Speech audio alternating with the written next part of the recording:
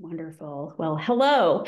I'm Allison Griffin. I'm a Senior Vice President with Whiteboard Advisors, and we are thrilled to have you here today joining our Talent Disrupted, Exploring Underemployment in a Changing World of Work webinar.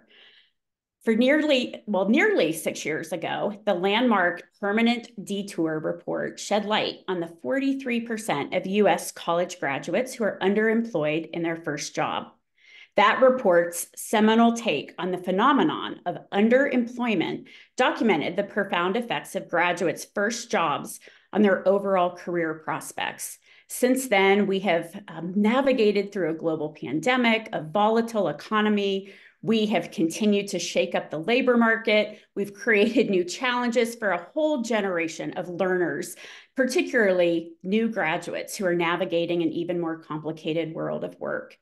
And against that backdrop, just last week, Strada Education Foundation and the Burning Glass Institute released a new analysis called Talent Disrupted, and has found that the challenge remains persistent and costly, that challenge of underemployment. And the new analysis also characterizes in some new detail some of the factors that actually contribute to underemployment. So today, I am excited to be joined by Matt Siegelman, president of the Burning Glass Institute, and then an esteemed panel of colleagues who will respond to some of the report's findings and the analysis later in the program. But to get us started, Matt and I are going to spend about 20 minutes just talking through some of the high-level findings from the report. We are excited to receive your questions. Please direct those to the Q&A function on the webinar portal, and we will try and get to some of those over the course of our conversation. When Matt and I wrap up, we'll turn to our esteemed panel. I will introduce them at that time, and then we'll continue some of our conversation. But why don't we get started? Matt, so great to have you here today. Thank you for your incredible work. But also thank you for joining us to talk a little bit more about Talent Disrupted. Allison, it's great to be together. Wonderful. I'm going to jump right in. So why now? 6 years after the release of Permanent Detour, what has inspired you and the team at Strada to look into the challenge of underemployment once again? Well, I want to start here. Both Strada and the Burning Glass Institute are deeply committed as organizations to understanding outcomes in higher education, outcomes in terms of economic mobility more broadly, and what drives them. And so, we look back to the original collaboration that we had between us that led to the Permanent Detour research. One thing was very clear is that the failure of our higher education system to be able to ensure that all students are achieving the launch that they deserve is depriving a lot of people of opportunity. It's depriving our nation of a talent source that's so important. Now, a lot's changed over these last 6 years. You talked about some of the big epic changes that have epic and epical changes that have happened over the last 6 years, and so it will be natural to say that some of those would have affected how successful graduates are. For example, the market's heated up quite a bit over the last 6 years. It was already running pretty hot. It's now well into red hot or white hot or whatever color of hot we want to be. And one would expect, therefore, that students would have more prospects, that perhaps we've seen underemployment abate a bit. And so that would be another motivation. I think at the same time as well, one of the other things that we've seen change or progress over the last 6 years, we've seen a rising chorus of doubt about the value of higher education. We know that from a lot of research continues to show that a college degree is a singularly valuable mechanism for social mobility. And yet these kind of nagging doubts continue to be out there. And one of the things that we want to understand is underemployment perhaps um, part of why we do continue to hear those sorts of concerns. So, we're hearing lots of in the policy landscape today, we're hearing lots of voices which are seeking to be able to hold higher education to account for a return on investment. I think about 15 different states are considering measures to require higher education institutions to measure the earnings of graduates. That's important. But return on investment and student earnings after graduation are just one lens on what happens. If somebody graduates into a job like being a social worker or a teacher or a journalist, they may not be making tons, but they're putting their degree to good use. And so underemployment is also an important measure, and one of the reasons we kept coming back to it is if we're going to start to look at how well are we delivering for all students, we should make sure we have not just this kind of earnings lens. One last thing I'll also say that motivated us in taking this up right now as well is that we wanted to get to a greater level of actionability around the findings of the original report. The original report, put a figure on the scope of underemployment, but we didn't yet have the data or the methods to really be able to dive in and understand who gets hit the hardest. And so a lot of what we sought to do in this report is not just to see whether underemployment continues to be a serious problem. Spoiler alert, unfortunately it does.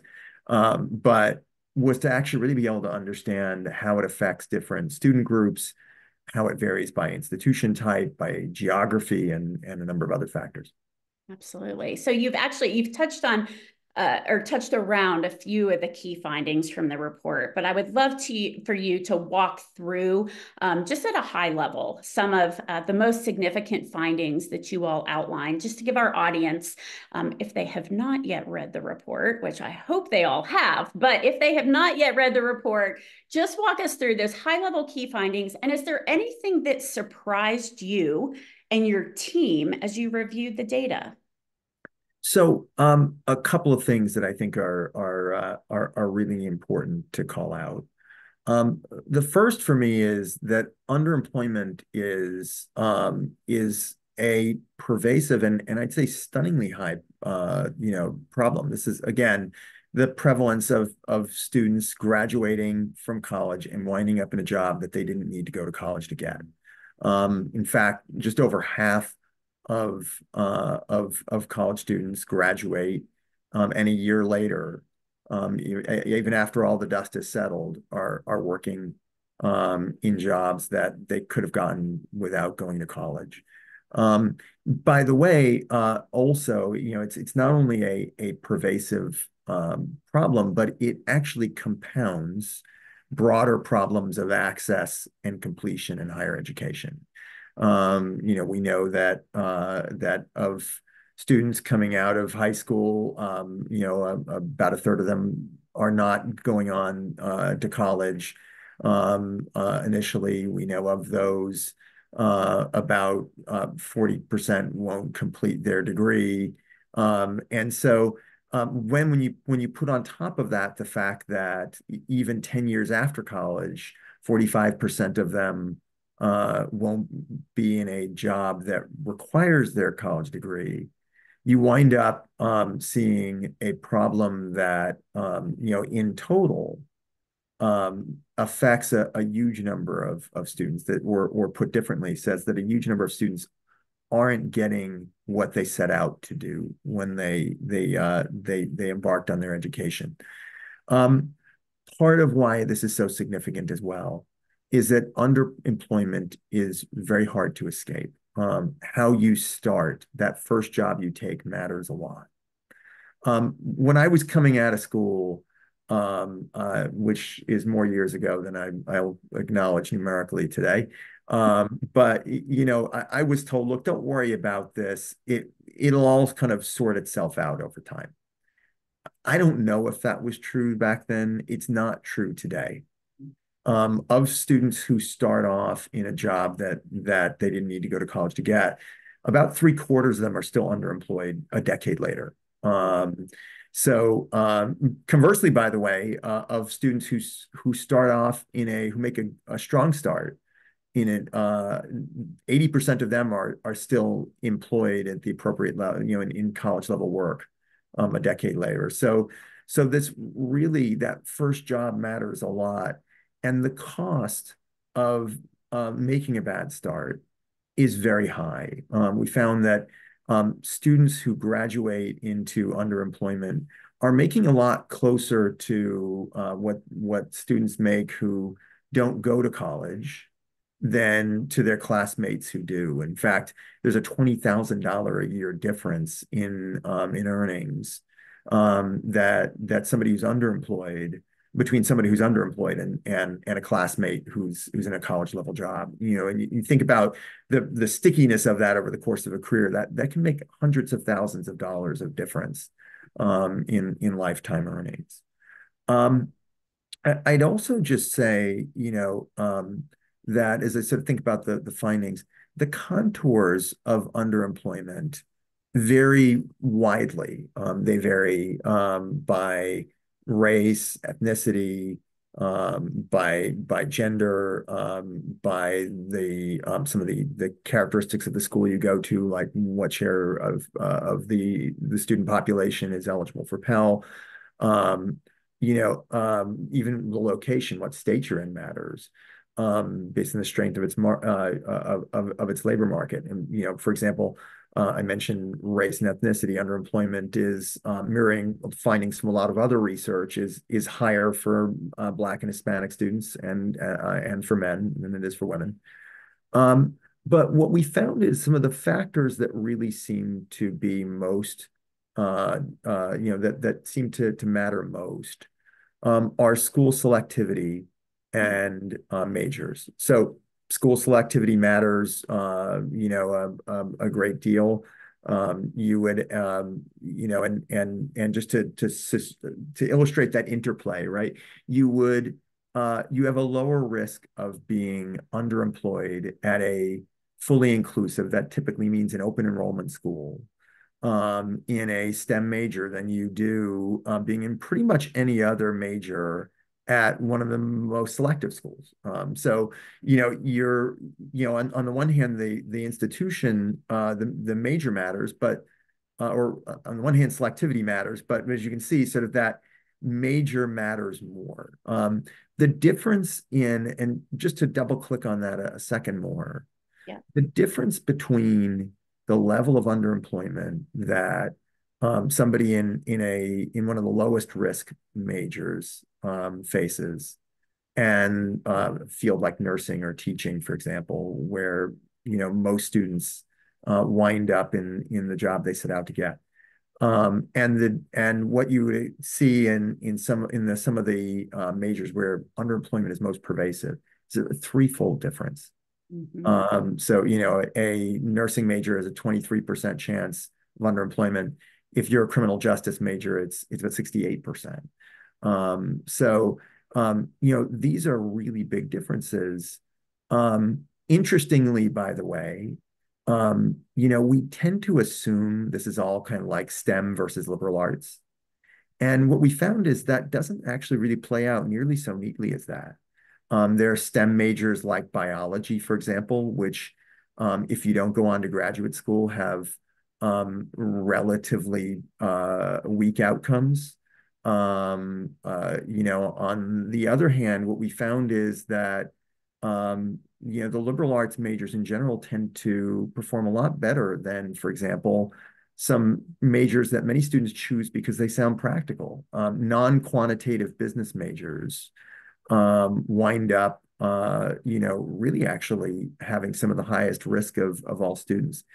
I'd also point out from, discussion of majors, it's, we say, hey, look, some majors are lower risk than others, but there's no safe harbors here. I mentioned a minute ago that nursing students have, only a 23% underemployment rate relative to 52%. That's a lot better.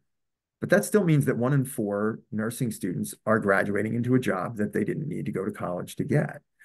Um, you know, there are things though that students can do. And I think this was in some ways some of you asked what's kind of, I don't know whether it's surprising, but whether it's just important. But I think, uh, yes, your major matters, but having an internship is a one of the single best things that you can do. People who have a internship have they literally cut their risk by half. Yes. If you develop quantitative skills, you are similarly, and business is a great example, right? So business majors in quantitative business fields like accounting have some of the lowest risk. Business majors in fields like marketing that are non-quantitative have some of the highest risk. So it's not even about this field; it's about the skills that you accrue along the way and changing your odds. For sure. Um, Sorry, go ahead, please. Just going to jump in because I'm glad that you touched on internships. I've been watching the Q&A and there have been some questions about internships and other work-based learning experiences. I actually would use that point to pivot then to recommendations. So, many of us have joined today, sort of not only what does this mean, but also what is next? What are steps that institutions, businesses, policymakers, even learners themselves should be taking or thinking about based on the findings of the report? What are some of the recommendations you have that you'd like to share with our audience? So the first thing is that we need to measure this. There's the old wisdom is that which gets measured gets managed, and that's going to be no less true here. The reality is, and again, going back to the question of why we came back to this question is we don't see underemployment getting measured, and that means not only having this on everyone's radar, but it means that we've got to undertake the policy steps to make sure that we have the tools to measure this. That there's broad availability of longitudinal data, and investment in longitudinal data systems, access to tax record data, but also that we've got ways of making sure that and clear standards for reporting this, whether that's through the college scorecard, whether that's by saying, "Hey, look, we need a nutrition label for education," and this is one of the I don't know if this is saturated fat, but it's one of the things that needs to be on it. A second thing I would say we can do is make sure that every student has the opportunity for an internship. It makes such a big difference. It makes an even bigger difference to Black and Hispanic students. They benefit even more by access to internships, and yet they are the students who are least likely to have access to a paid internship. Undertaking the work to incent employers, making sure that we are building more purposeful connections between colleges and universities and employers and industry associations, all the things that will make sure that internships aren't haphazard, they aren't limited to certain fields. And then I'll lastly say, we need to make sure that students have better coaching and navigation resources available to them. The decisions that students are making about where to go to school, about what to study while they're in school, have lifetime consequences. Right now, we tend to think about and resource careers as an afterthought. And we need to make sure that from the get-go, before students make a decision about whether to go to college, before they step on campus when they do, all along the way, they've got the insight and information they need. It's great. I am so excited to dive into the conversation with our panelists. I'm excited to try and tap into as many of the questions that are in the chat as well. There have been some incredible follow-on questions to some of the points, Matt, that you have raised. Thank you so much for just giving us that I'll date myself by saying this a little bit, but the Cliffs Notes version, if you will, of the report. So grateful for the work that you and the team, both at the Burning Glass Institute and also Strada Education Foundation, have done to put this new information in front of us. Thank you for joining us to kick off this conversation. Thank you so much, Allison. You bet. So now we're going to pivot, just for our audience, we're going to pivot. We're going to bring our response panel onto the screen, and I will introduce each one of them. I have a series of questions, and we're going to try mightily to wrap your questions into the ones that we're going to ask. There will be time for Q&A with our panelists toward the end of the session. So we'll leave about 10 to 15 minutes at the end of our time together for a review of questions from the audience. But I'd like to take the opportunity to introduce our esteemed panelists. Thank you all for joining us.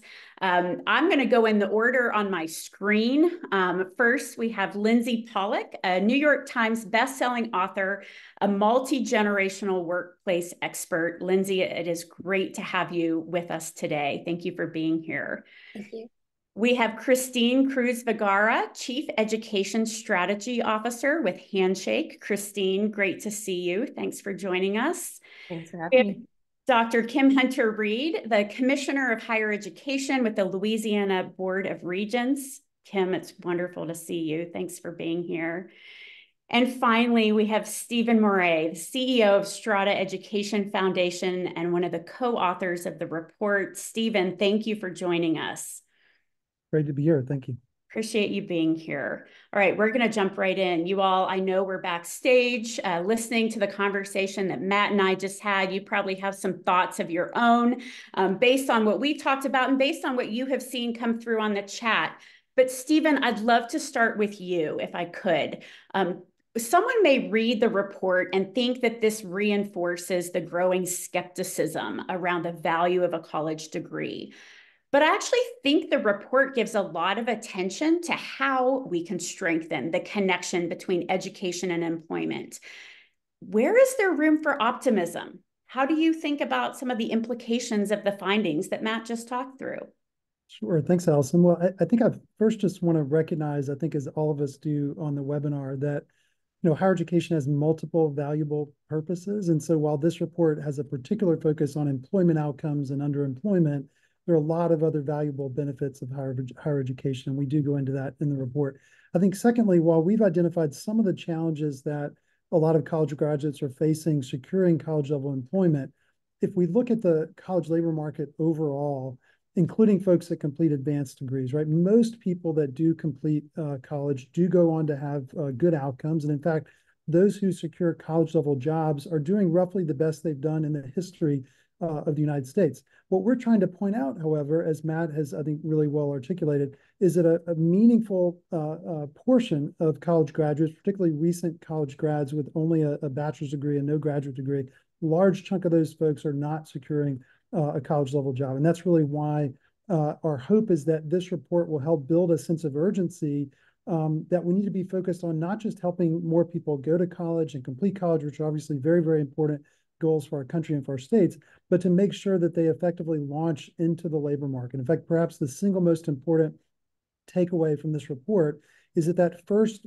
post-college job is a high stakes milestone. And I think all of us need to be giving it more attention. And in this report, as I'm sure we'll talk about later in the webinar, we go into several practical steps that policymakers, institution leaders, and others can take to help improve outcomes for all college students in our country.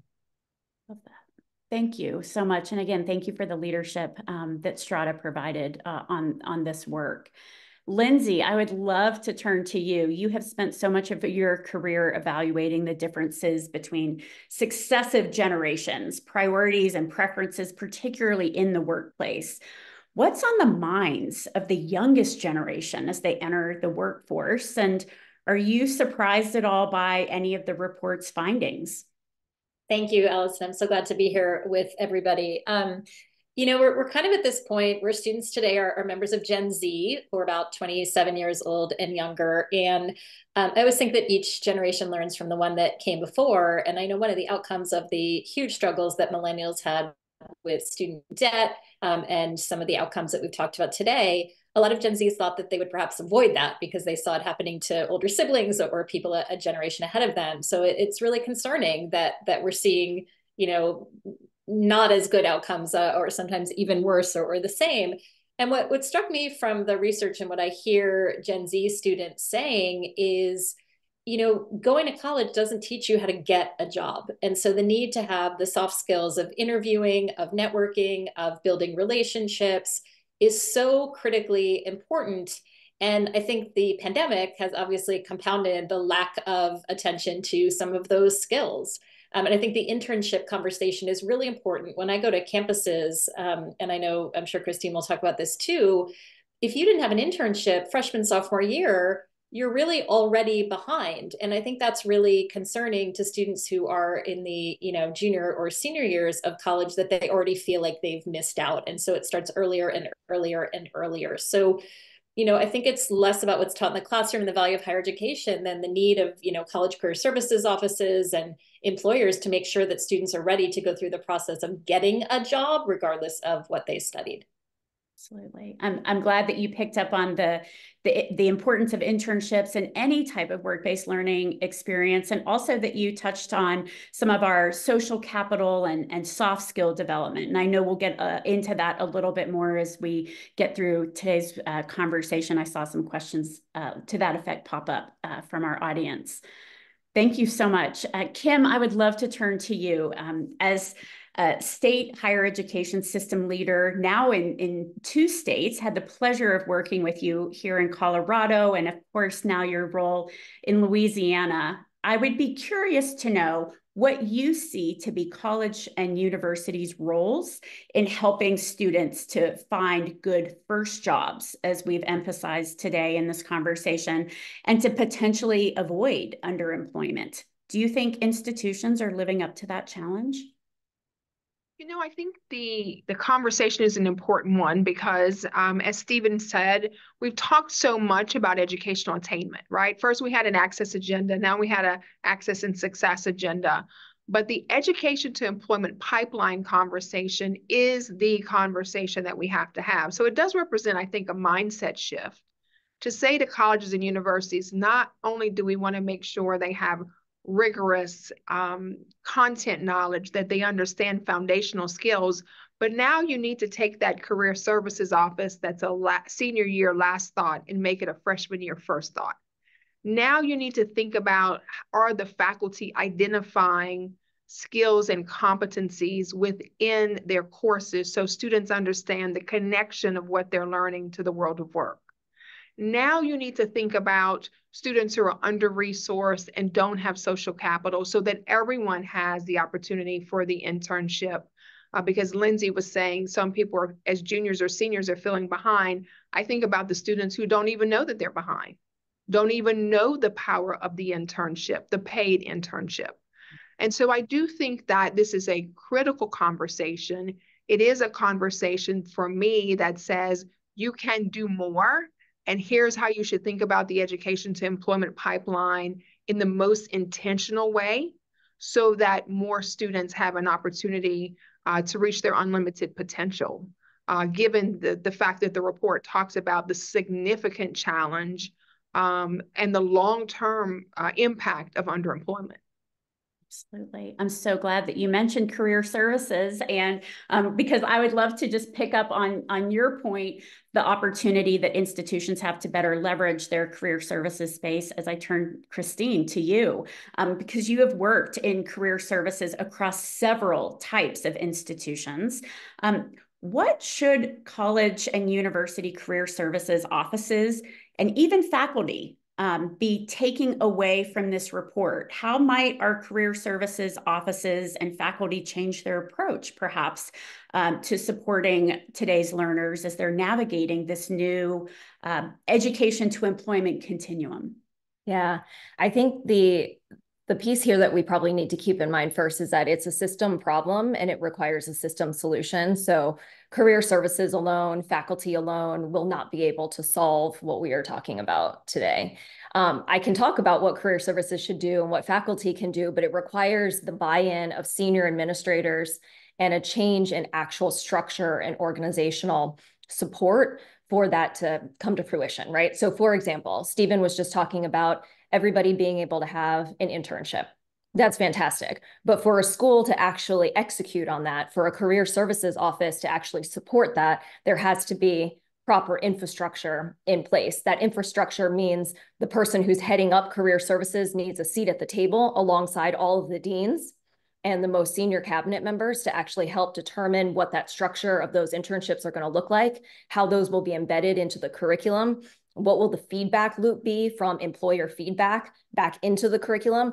Are the faculty and the deans actually committed to updating their curriculum to help with those pieces, right? Like all of this has to come together.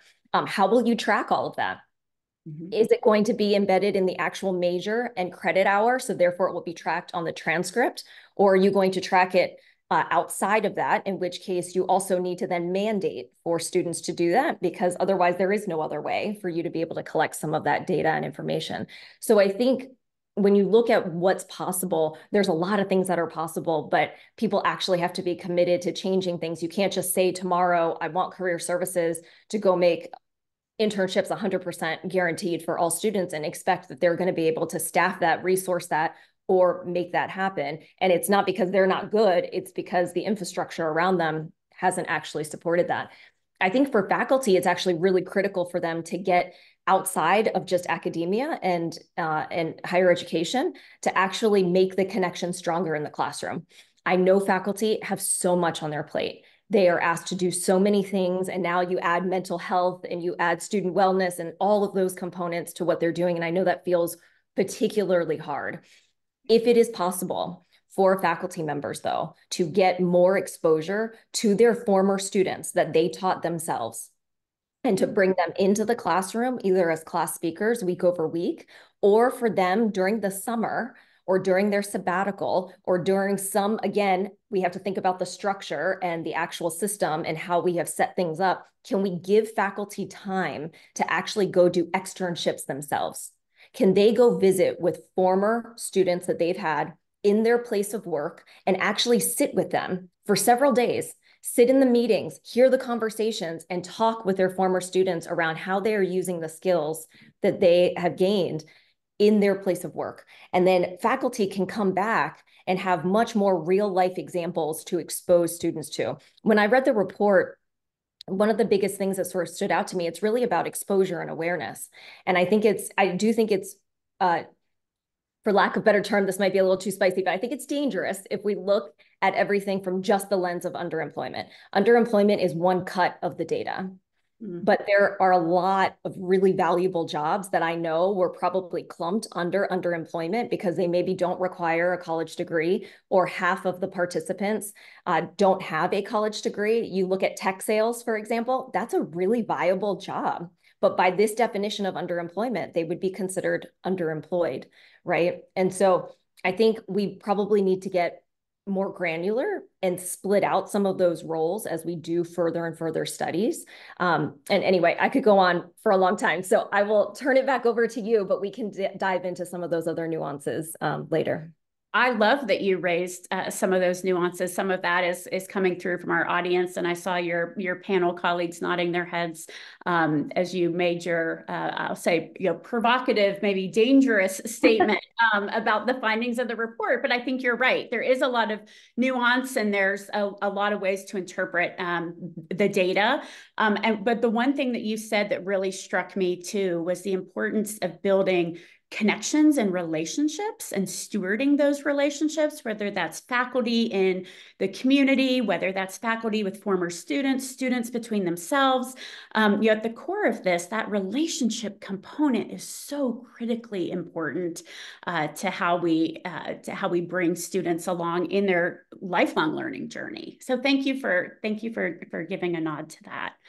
I wanted to jump back, Lindsay, if I could, to you, particularly around Gen Z. I mean, one of the things that I've been thinking a lot about is maybe what we get wrong across our generational lines about other generations. And I'm wondering if you could talk a little bit about, what are those things that people of older generations might be getting wrong about our Gen Z workers, our worker learners, our learner earners, right? What should policymakers, perhaps our higher education leaders and business executives, many of whom are not Gen Z themselves, be watching out for, particularly in light of the findings of this report? I have to say I was relieved that the report didn't blame the Gen Zs for being lazy, entitled, and all the words that we tend to give to the younger generations. I was pleased not to see that. And I'm having deja vu to every earlier generation, right? I'm a Gen Xer. We said about the millennials, they're never going to, achieve anything in the workplace. Things are so difficult. But we're seeing it again and again and again. And I just, everything everyone has said on the panel is so valuable. But we have this mentality that young people are not smart enough, or they're not ambitious enough, or they don't have the work ethic. And it's just not true. We have to decide as a society to support our youngest generation, decide to like them, decide to want them to succeed, because they're kind of all we have, right? And we were all in those shoes, and it is a choice. But one data point that I like to bring up about Gen Z is a significantly smaller percentage of Gen Zs worked as teenagers. And so when you think about the skills that a lot of previous generations had, from waiting tables or working at a day camp or mowing lawns, how to talk to people, how to negotiate, how to quit, right? All of that came, I'm a Gen Xer, I worked at a video store. So, very, very on point. I learned stuff in that job just about how to engage, build relationships, a lot of what we've been talking about. And so, it also strikes me that some of the jobs that younger people might be applying for and getting might be a fear, right? Or a lack of knowledge and exposure, as we've talked about, to what it means to work in a college level job. It is scary to walk into an office building if you've never been in one, if you've never worn a business suit, if your family has never worked in that environment. And so this exposure piece, I think, is so important to talk about. That, again, I'll say with soft skills, getting a job is a skill in and of itself that is not necessarily taught in college. And I think because Gen Zs have had, many of them, zero work experience in any capacity, they're going to need even more support in that area. Absolutely.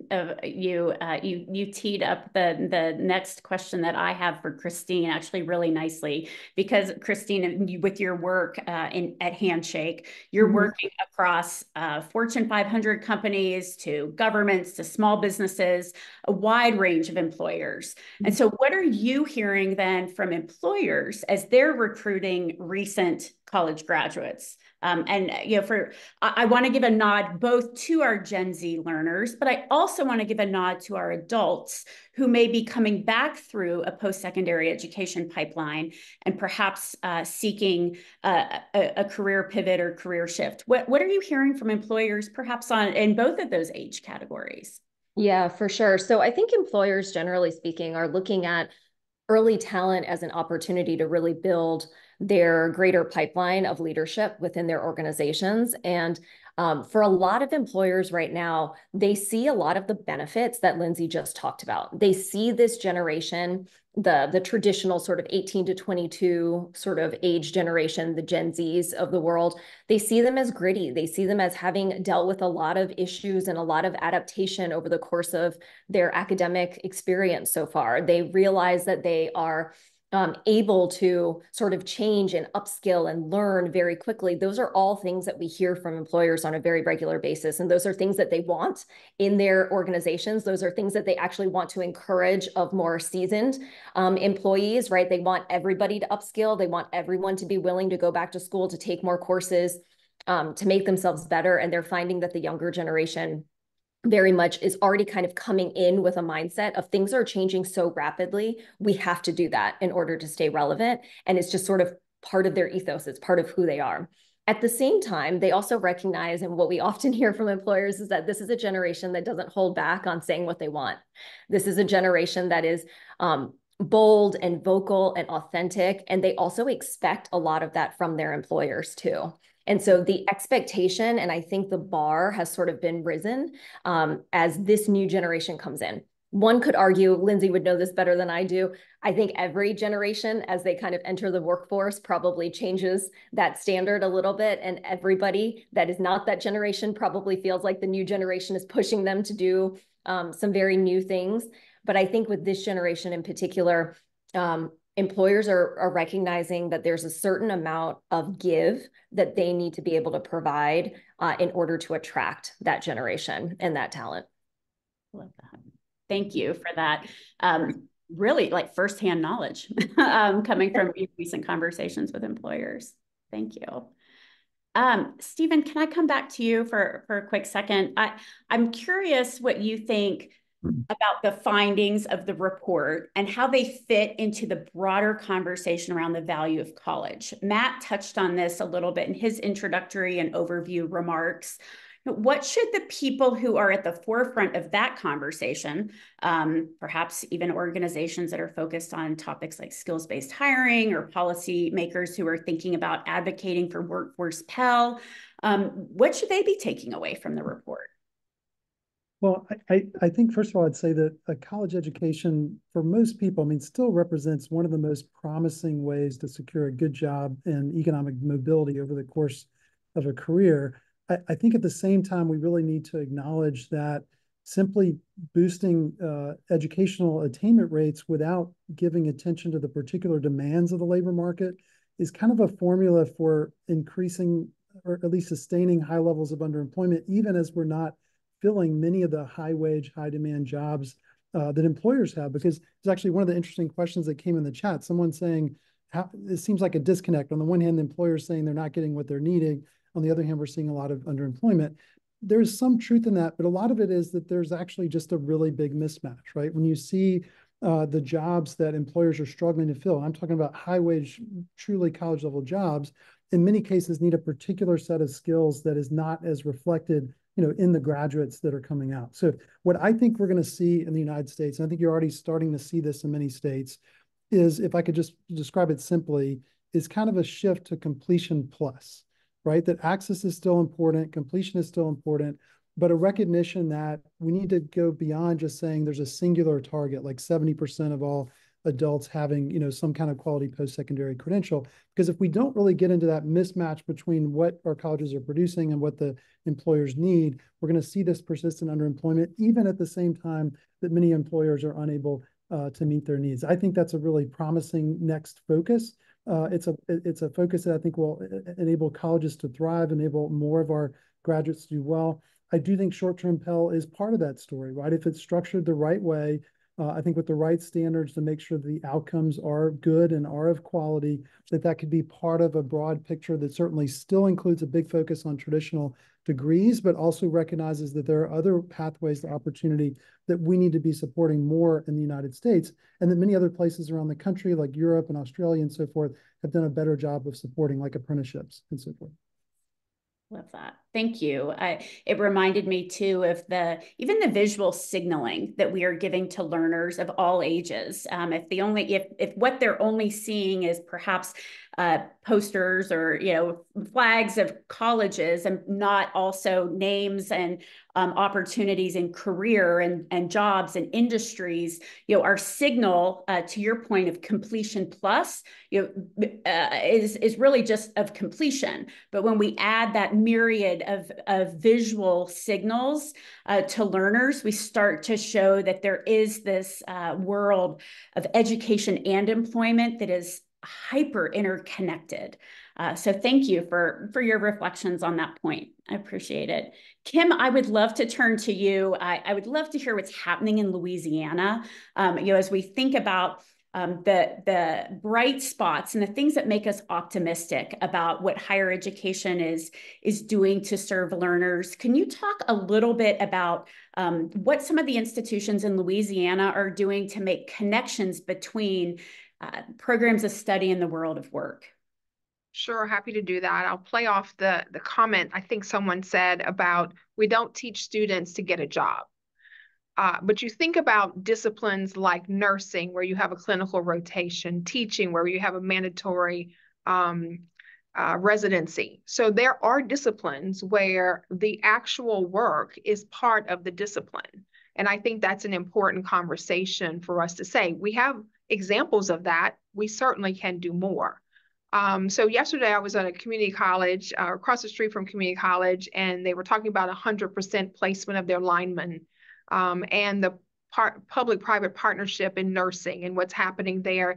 We're seeing hospitals that are hiring students and then hiring employees, and then placing them into nursing programs, recognizing that they may not have the resources to pay for the tuition and skills. So the pathways to employment are different now. When I went to college long ago, you went to college to get a job. Now people are going to work to get paid college, or right, to get access to skills and competencies. And I think that's important. So we see a number of things happening in our state. Excited about the work that a number of institutions are doing that are very much tied to the workforce. Nunez Community College with wind energy turbines. Yesterday or day before, we were celebrating a $160 million NSF grant around energy transformation. So it's LSU, but 40 or 50 partners that will be very much focused on the world of work, the research, and energy transitions. Coastal work is happening. Lots of places where the employment piece of the pipeline is not an afterthought, but is an intentional first thought. And I think that's really important. I also want to mention, someone had in the chat, how do we make sure that students understand what their field of study, where their field of study can take them? And you were just saying, Allison, about these posters, right? So we don't get the question right. We say to young people, where do you want to go? We don't say to young people, what do you want to be? And I think that's the conversation, right? Understanding, how do you monetize your passion and your interests, monetize that or connect that to the world of work. So to the person in the chat who's watching, who I think is a student, talking about how do I connect my degree to what the arc of opportunity is for work, I would mention for us, our partnership with the U.S. Census Bureau around their post-secondary employment outcomes. And it allows us to see, if you got a particular degree, where are all of the places that people are working that have that particular degree? So I think there's been some conversation in the report about career navigation and coaching and career exploration. We do not do a good job in this country around those particular issues. And I think that's a place for us to really lean in. I imagine it's a great place for us to lean in across our education spectrum too. I'm constantly reminded that these conversations do not begin with individuals as they step across the college transom, right? This is reaching back into early grade levels and begin to talk, talking about career exposure and education program alignment with even our elementary students. Absolutely. When we were in Colorado together, we were talking about CareerWise Colorado and the work that they're doing with the Swiss model, career navigation and exploration in elementary and middle school, white collar apprenticeship paid programs in high school, a different high school redesign model that allows students to be college and career ready because they have college and career experience. And so I do think there are some innovative models out there that allow us to really think about what more can we do to address these issues. And what I love about this report is it's a conversation starter to talk about where should we be leaning in and how do we continue to use information to inform good decision making. Right. Thank you. Of course, I always love a nod to Colorado. So thank you for giving a shout out. I want to turn, Stephen, this is one of my favorite questions. I'll ask it of you, but I'm going to also open it up to our panel as we transition to our audience Q&A. I always love asking a magic wand question. So in this case, there is not a magic wand that we can wave to solve this problem. But I do think that we have some concrete action that we can take, particularly through our collective work in policy and practice. But I'd be curious, from your perspective at Strada, what are some of the specific policy shifts that could start to address the issue of underemployment pretty quickly? Absolutely. And Allison, let me just first say, I think one of the really positive results of this study is that it showed that what students do in college tends to be more important than where they go to college, which I think is really encouraging in this sort of era where so many people get so stressed about going to this particular school or getting this particular selective institution. There's so many great public institutions out there that are affordable in just about every state in the country, and students can have very good outcomes going to those institutions. To answer your particular question, what can be done from a policy perspective? I would say number one, and by the way, we had many ideas, but I just want to focus on four that we think are very practical, very focused on what the research has supported. One, ensure that every college student has at least one paid internship. Other than field of study, this was the strongest predictor of underemployment in this study.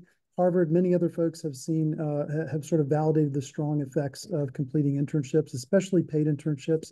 Secondly, we need to make sure that we're giving students, prospective students and their families, good information about employment outcomes, not just earnings, but also occupational outcomes. What are the career paths that a particular degree field can take someone to?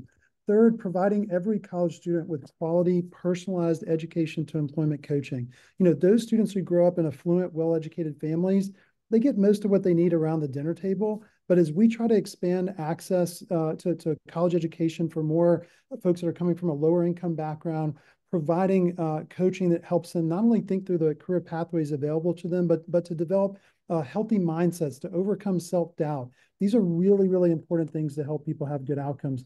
And then finally, I would just say to expand access to programs that lead to high-wage jobs. We often have a discussion, people will say, oh, we need to get people to study more of the things that have good outcomes. Most people are going to study what they like and what they're good at.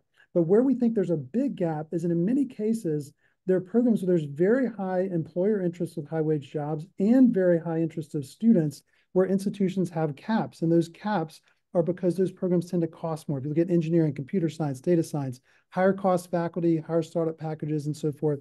If states don't account for those cost differences, you end up having these restrictions of access to those lucrative majors. So those four things we think would really make a meaningful difference in outcomes. Thank you. Thank you so much. I always love some actionable items coming off of some of these research-based discussions. So thank you for those great ideas.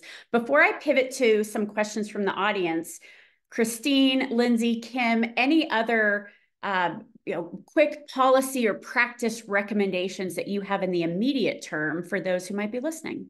Sure, I'll chime in. When we talk about Stephen's third point, which was making sure that people have the personalized coaching, I think one of the easiest things that schools could do is require a career course. Many schools already have career courses, but they're seen as electives currently. So they're not mandatory, they're not embedded in the curriculum, they're not something that every student has to take.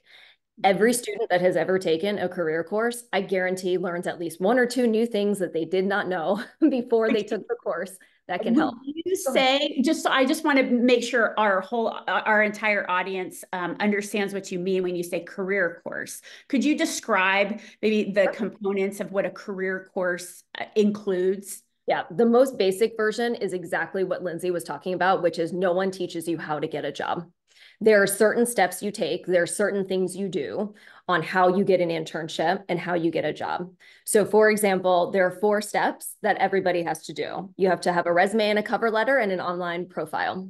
You have to do your research, macro and micro. You have to network, and then you can actually start searching for a job. I have advised thousands of students, and the biggest mistake students always make, regardless of the type of institution they are going to, is they do step 1 and then they do step 4. And they skip steps 2 and 3, right? So even something as simple as that would help a significant number of students figure out like, oh, that's why I'm not hearing back. That's why my stuff's going into a black hole. How do I increase the chances of actually getting an interview? You need to do more of 2 and 3. How do I do more of 2 and 3? Let me give you the tools to do that. Let me show you how you can do that. Let me help get you connected to people who can help you do that, right? Like those are all really basic things. So literally a course that teaches you how to do it in the same way that someone might go to a counselor or pay money on how to apply for college. Same idea. How do you get a job? And so that obviously varies a little bit industry to industry. So you would need instructors that can also bring in folks that can share those nuances, because getting a job in management consulting looks very different than getting a job in sales or getting a job in education, right? And so that's a very practical thing that honestly a lot of schools can do, because at the moment, the only required experience for most students is academics. That's the only thing that every student has to do in order to go through their college experience. They don't have to do a lot of the extracurriculars. So don't make career be an extracurricular thing. Do what Kim was talking about, embed it into the required experience. And that will at least help move the needle on some of this. What a great takeaway. Thank you. I just piggyback on that. I could not agree more with everything that Stephen said it and Christine as well. And it aligns generationally. This is the YouTube generation. They are used to logging into YouTube and finding a step-by-step process to do anything on earth. But when it comes to your own ability to make a living, we say, good luck, go to the Career Center if you're interested. And at this age and stage for this generation, when we have so many resources for everything else on the planet, we don't provide that. And I think making it mandatory, an internship and career services is absolutely critical. And I find that a lot of places don't want to make things mandatory. We don't want to push things, and that's a huge mistake. The other factor I think we don't do enough is ask students what they need. And I think we have a lot of these conversations without involving the student voice. So I hope students who are watching will tell us what they need. But this generation in particular is incredibly vocal about their needs. And I think making sure that they're at the table for these conversations is an addition that we really need to bring into the conversation. Excellent point. I love hearing student voice in the mix of these conversations. And I do know that we have some students that have joined us today. So, but bringing them into these conversations around practice and policy will help us to move this work forward. I'm going to turn to our audience questions. Actually, I grabbed our first question from Matthew Cohen. And Matthew asks, to what degree, if any, should programs be held accountable to either employment outcomes and or earnings? Would more of a shared risk type model generate better outcomes? Does the panel have thoughts on that question? I would just offer, I guess, a half response to that. I think it's worth looking at, but I would also say we would need to take great care to consider differences in institutional mission and the programs they offer. So the two specific things that come to mind, those institutions that serve larger shares of lower income students who aren't always as prepared actually need more support, than those that are serving the most well-prepared and most affluent students. And in general, it goes like in the opposite direction of that. I think secondly, one of the things we're very careful about in this report is to not think about just optimizing earnings, because there are many socially important roles that aren't necessarily paid particularly well. And we need to make sure that as a society and in the way that we support our colleges and universities, that we're supporting those things also. So I do think that there's a place for more of a performance orientation for institutions. I just think we need to be very careful about how it's designed. And if you don't mind if I chime in on what Stephen was saying, I couldn't agree more with what Stephen was just saying. I also know that I have some colleagues in some states right now where there is a lot of talk about this transparency around earnings and outcomes for specific majors, and making sure that students actually have to even in some cases sign off before they select a major. And while I am always for transparency, I think exposure to data and information is a fantastic thing. I do want to caution any policymakers that are on the call today that it is not so cut and dry, as Stephen was just saying. It is not just about earnings, and we definitely don't want to create a situation where our entire society is only going towards certain fields of study or certain majors, because the reality is we actually do really need a lot of liberal arts thinking, and we need a lot of liberal arts professionals and leaders to help guide our country and our organizations and our companies in the future. And it would be, in my opinion, a huge mistake if we were to give off the impression that being an English major, being a psychology major, being a history major has absolutely no value whatsoever, simply because of their earnings or their outcomes.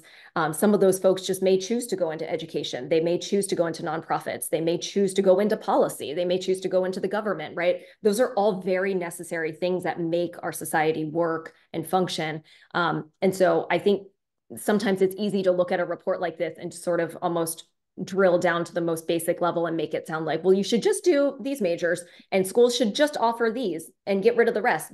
But the reality is we have needs as a workforce and as a society for those other things, and somebody has to do them. So we need to think about that too. Allison, I just want to add real quick on top of Christine's point about, she made such a great point about liberal arts. One of the things you don't see in our report is to suggest that people study certain things and not other things.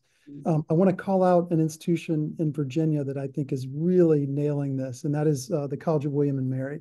And their president's doing a wonderful job there. And what they've really done is to say, we are a liberal arts institution, but we're going to make sure that we infuse digital literacy in the liberal arts. This is something that everyone should graduate with a certain level of facility with. And that's really part of the message that we're trying to convey, is that people can study really whatever they want to study, whatever they're interested and passionate about, as long as they pursue a quality, rigorous program. Even the points we're making about quantitative reasoning are not that everybody needs to take differential equations or calculus, but rather that they need to have a balanced college experience that includes both qualitative reasoning and quantitative reasoning. So just want to strongly agree with Christine on that point.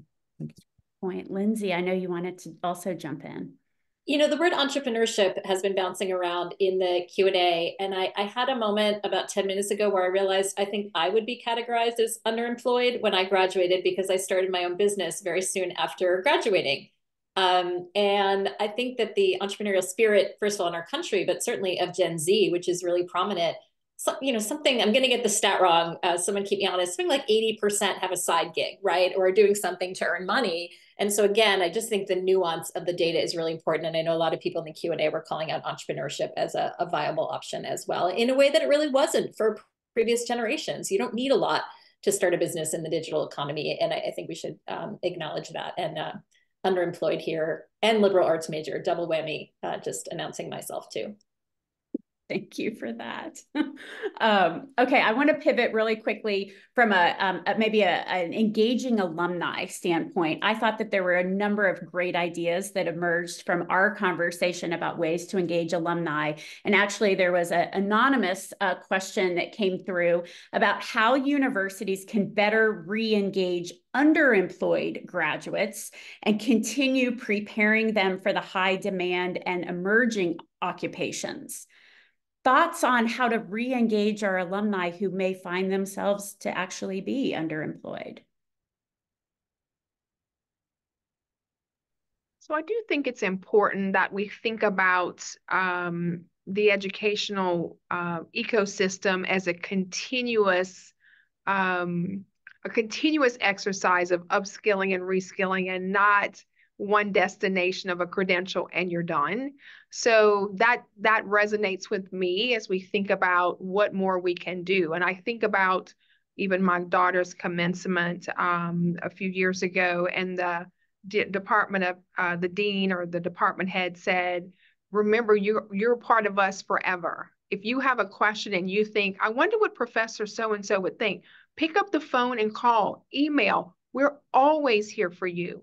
And so when I hear you talking about that question, I think about the fact that educators love to educate. They want to be a resource. And so how do we ensure that people understand that we're always there for them, that there's a continuation of the conversation, of the nurturing, of the investment, of the discussion about what do you want to be, not where do you want to go.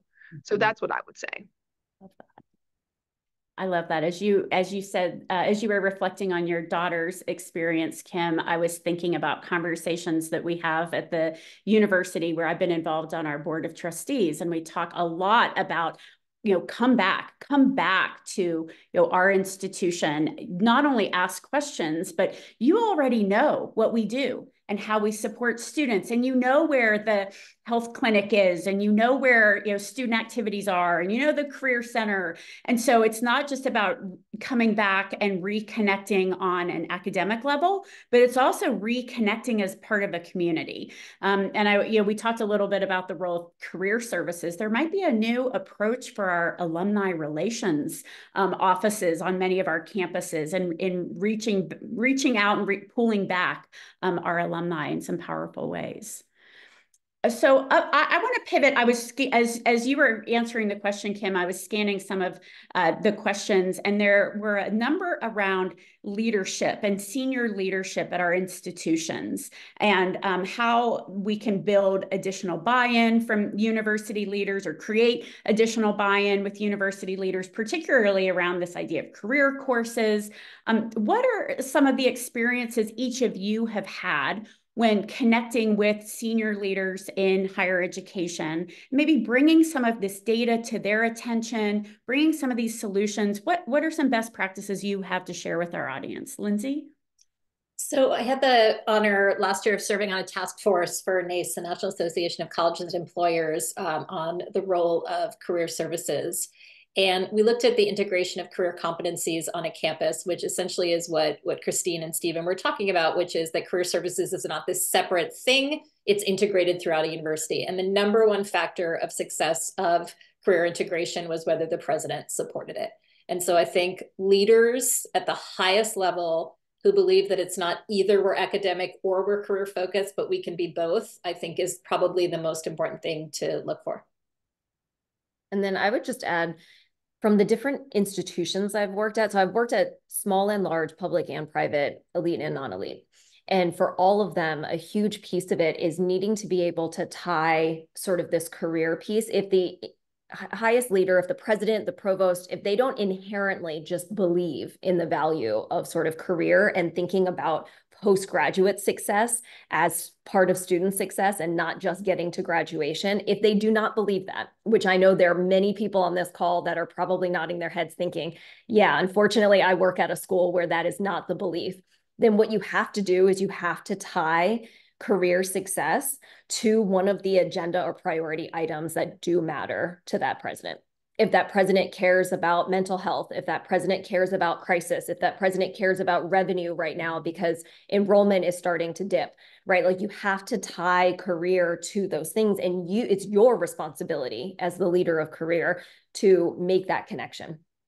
You're not going to get the most senior person who has a million things on their plate to decide that they're going to make that connection for you. And so strategically, it's our job to be able to use the data or to tie their priorities to the thing that you are trying to get done and to show how what you're trying to do can actually help them achieve whatever goals they're looking for. That's been one of the most effective ways in which I've been able to get buy-in, to get movement, to get more resources, to get a seat at the table, right? And I think it's also important to decide for your institution right now, what do you need most at the moment? For some of you, you don't actually need more resourcing. What you need is a seat at the table, right? So you take a different approach and a different angle when you're going for that versus if you're like, I'm one person, I could really use at least two more, right? That's a different question. That's a different problem. So I think it's also breaking down what is your most sort of immediate need or problem that you're trying to solve for. And then you're going to have to sequence it out because the reality also is that you're not going to get everything you want right away. And so you need to figure out how to strategically position yourself and position your office to be more in the center of these types of conversations. That's great advice. Okay, I'm actually going to turn. Sean McGowan had a great question in the chat, and I am going to read it word for word because I do love the spirit to which the energy that he brings to this discussion, which is, I am impressed that we have gone this far into a conversation about employment and education without mentioning the rise in AI. And generation AI. So it'd be interesting to see how are educational institutions pivoting, to this landscape in light of artificial intelligence. I'll jump in. Sean actually used to be a former staff member of mine, so I'm excited to see his question. Hi, Sean. Thrilled to have you here. I think we actually did a study at Handshake where we looked at Gen AI and we looked at Gen Z, and we were sort of examining some of the both exposure, comfort with, all of that kind of stuff. And one of the starkest findings for us was that students who are at less selective schools do not have as much exposure to Gen AI as students who are in more selective schools. And we did the selective versus non-selective based on the Carnegie classification. And it was by, I think, upwards of 10 to 15 points difference, which is pretty large. And that over time is going to end up impacting students' employment prospects. Because employers, what we're primarily hearing from employers is they want students who feel comfortable with Gen AI, who feel comfortable experimenting with it, who have used it, who know something about it, right? And right now, expectations are like, quite honestly, fairly low. Like most employers are not expecting, unless you're going into an actual data engineering position, to have super, super deep knowledge. For all other non-technical positions, they just want some level of like exposure and fluency and comfort with it. But if you're not being exposed to that in the classroom, or you're not being exposed to that within your sort of college and campus environment, you could, over the next few years, essentially be a little bit behind. And so as educators, I think we do have to think about how are we exposing them to that in the classroom and how it could be used for your actual work in a way that is both ethical and helpful and developmental. When you think about career coaching and advising, this is actually an area that's really ripe for a lot of Gen AI to actually help supplement and scale. We talked a lot about how we need to reach 100% of our students. Well, most centers right now are not actually equipped and don't have the resourcing to be able to reach 100%. So how do you use tools like Handshake, who are starting to experiment with Gen AI, to supplement your reach and to supplement the scale of which you can have, so that when you have that one-on-one interaction, you can actually go deeper faster, right? I'm a big proponent that technology alone is not going to solve anything. It's really the technology and human component together. So I think there's a lot of pieces, but from my perspective, I would just kind of rest on the exposure piece is really, really critical. And we do need to make sure that students who are in less selective schools are getting as much exposure as those that are in the more selective institutions. Great. Thank you. Any other thoughts on AI and the integration of AI into some of to solve for or support solutions for our underemployment challenge? We're still early in our thinking about it, but our work on it so far suggests optimism about the future, especially for college graduates. The one place where we think it could be most helpful in this discussion is in providing a tool that would enable human coaches to be able to provide more nuanced feedback and counsel to the folks that they're coaching. So that the integration of the human and the bot, as my teenagers frequently say. So that I appreciate that. Lindsay or Kim, any additional thoughts on the AI question? When I talk to students about AI, the reality is they're all using it, and they're not getting a lot of guidance from employers or their professors on what's appropriate. And so in the absence of guidance, they're going to use it. I was just at a company where I asked the leadership, what are your guidelines for employees using generative AI on, client emails? And they said, oh, our employees don't use generative AI at work. And I did a focus group and said, how many of you are using ChatGPT? And every single hand went up. So I think anyone who says we don't have to deal with this yet, or we don't need to set policies, I think is missing the fact that young people in particular, all generations, but young people in particular, are going to use any tool that is available. And I absolutely agree. This generation, more than any other, is willing to talk to a bot if the bot can be helpful. And if the bot can help them get a job, they are very, very open to that as a supplement to the human connection. So huge opportunities on both sides. But anyone who says they don't have to deal with this yet, I think is making a mistake. I think Lindsay's absolutely correct. I talk with our state financial aid office, and we have a bot, and they talk about how, just it's 24-hour response if you have questions on the various financial aid deadlines, information, and how comfortable students are with using that information. I also agree with Lindsay that, this is a generation that's so comfortable with technology. And so they're always testing things and trying things. I think the rest of the academia is trying to figure out how to use this as a tool that allows students to continue to learn and grow. But they're already testing and they're already working on it. And I've talked to a number of employers who say, we expect students to have some knowledge about this when they graduate. They're not they're not employment ready for us, for our particular jobs, if they don't already have some of those experiences. That's our expectation. Absolutely. And Allison, I would also just jump in. There was another question in the chat that sort of built off of this AI question saying, will AI essentially replace all entry-level positions? And what I can say is certainly, as we are looking at the data right now at Handshake, it is not. AI is not replacing all entry-level positions. There are plenty of entry-level positions. Now, are some of those shifting and changing a little bit? Does it require some different skill sets? 100%, absolutely. But we're not seeing an elimination of an entire category of sort of jobs. It's just more an issue of how do different skills sort of need to come together? How is the usage of that? Essentially what Kim was just talking about. And I think one of my colleagues at one of the institutions I used to work at was telling her team, I'm encouraging you to learn how to use AI. And for some of them, they were really worried that AI was going to take their job specifically. And she said, AI is not going to take your job, but someone who knows AI is.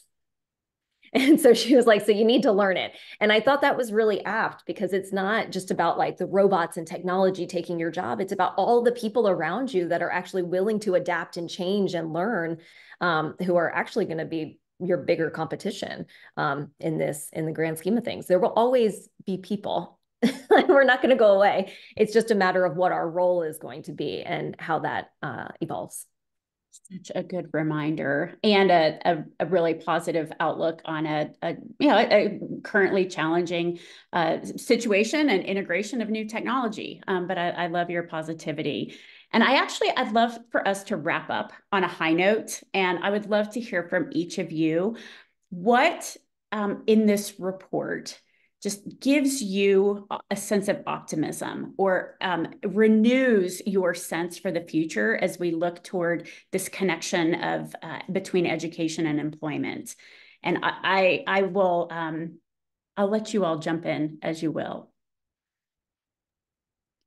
So I'm happy to start because we have been in conversations about the importance of work-based learning, thinking about how do we use our policy levers to ensure that we are getting there at scale faster, and that we are focusing on, paid internships, real world experiences. And so now we have a tool to say, here's some information that shows that this is exactly where we need to go. And of course, shout out to Stephen. Thank you for a Strada grant that will allow us to actually embed work-based learning into degree programs as part of a research initiative. So we're going to be able to not only work with campuses to get this done, but then also to measure the impact on graduates as we move forward. So I am excited about the work. I think it is an exclamation point on the idea that it's not just the education, it's the education to employment, and what is our responsibility and our calling to be a part of making sure we are all in on solutions that serve people well as we think about the value conversation about post-secondary ed. And I sit in the shadow of the state capitol. I get this question all the time, right? Are students getting jobs? Are they getting great jobs? Are they staying in our state? And so how are we in these conversations to really talk about the value from those perspectives? So I'm excited, and I thank Strada for the support as well. Thanks, Kim. Other thoughts? What gives you optimism as you, or what, gives you a sense of renewed optimism, perhaps, as you read the report? I'll jump in. I think we see so much about STEM, and you don't have to be a STEM major. And the factor that, and it's wonderful to be a STEM major, but you don't have to be. There's a lot of room for everybody. And again, this idea that Kim and all of us have talked about the importance of experiential learning and internships. And a couple of people asked in the chat, what can employers do?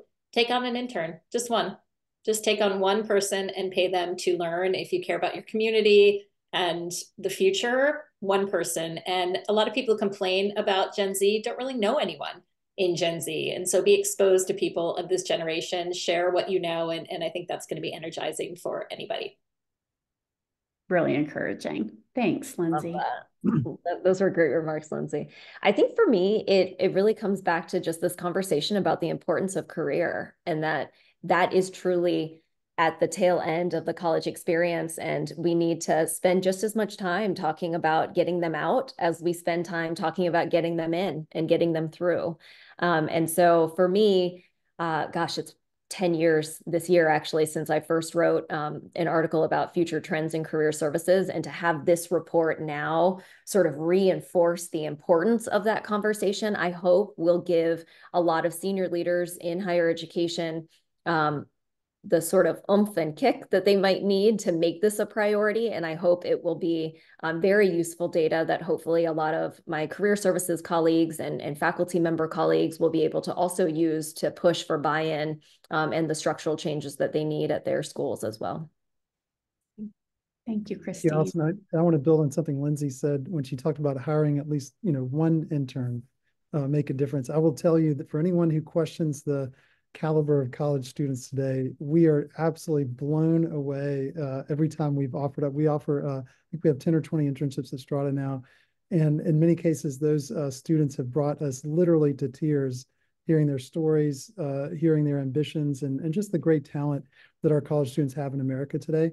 I do want to add that while we're talking about underemployment as a real problem, there's one thing I do want to just point out in the report is that even the underemployed college graduates are generally making more money than the folks that only have a high school diploma, right? So this is not all a bad story. The other thing is we focus a lot of attention today on folks that have just a bachelor's degree, but a very large fraction of those bachelor's degree graduates go on to get some kind of advanced degree, and the vast majority of those folks are in college level occupations. So I'm optimistic. I'm very optimistic about the future. Higher education, probably more than just about anything else, is one of the things that has made this country great, has made this country a place where anyone, no matter where they're coming from, can access economic opportunity.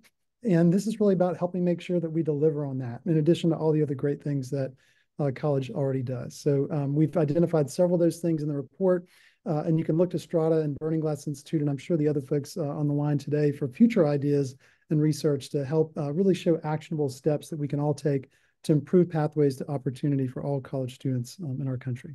Thank you.